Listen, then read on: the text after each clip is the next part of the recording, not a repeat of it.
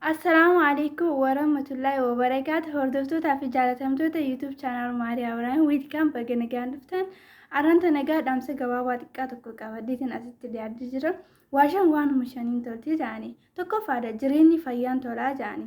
Lamaffaadha bareedinni amalaan tolaa jedhani. Sadaffaadha imaltuun saayiba gaariin toltee jedhani.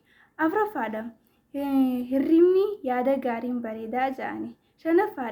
Shanaffaan gaa rabbii keenyaaf du'aayii godhachuu rabbii keenya yaadachuudhaan toltii jedhani. Waashanawwan waliin bareedu rabbii nuuf haa kennu obboleeyyan kiyya gaa. Assalaamu alaikum warahmatullahi wabarakaatu gaa.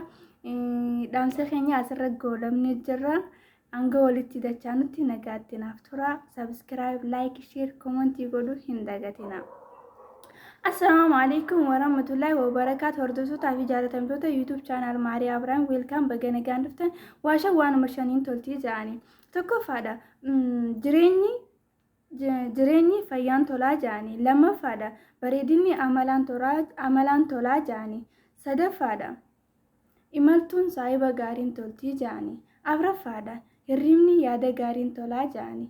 Shanaffaadha rabbii kee yaadachuu fi akkasuma zikrii rabbii keenya godhuudhaan bareeddii jedhani. Waashanawwan waliin bareedu rabbi nuuf haa godhu.